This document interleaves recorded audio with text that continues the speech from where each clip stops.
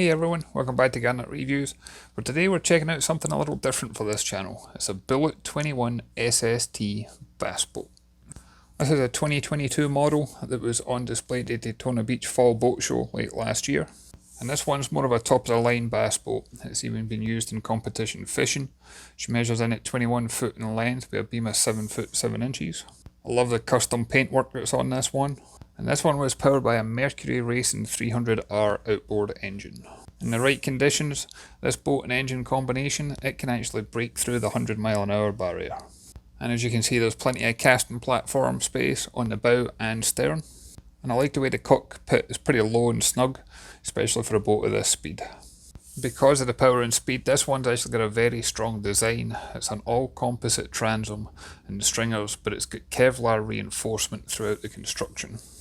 And as a guide on the price point, at the boat show, as you see the boat here today, this one was on offer for $89,620.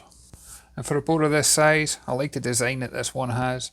There's plenty of clear flat deck space for standing and casting on, but there's a ton of storage compartments on board, which I'll show you in more detail. I also like that all the storage compartments have got the lock effect, and that way you don't need to worry about anything popping open while the boat's underway, especially at speed.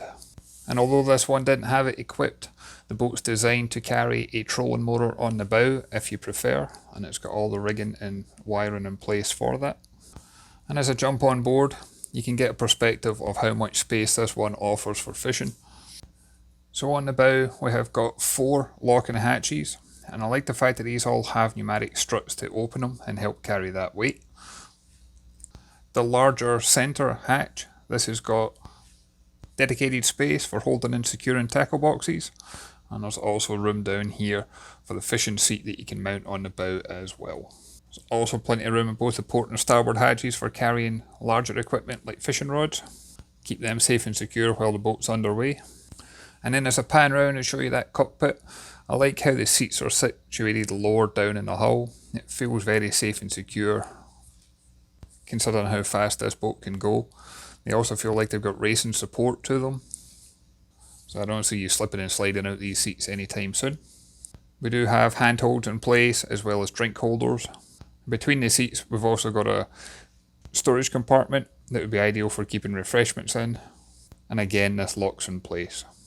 And when I sit down at the helm, I like the fact that my knees don't bang into anything. I'm 6'2" tall, and sometimes when you get on the smaller boats they feel very cramped, but I can't say that about this one.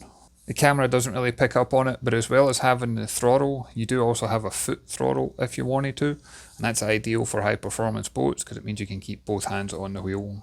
I also like the use of the rubber toggle switches. This is an open exposed boat, but it can also get spray over the top, and it just seems like it would be an excellent way of keeping all those switches secure.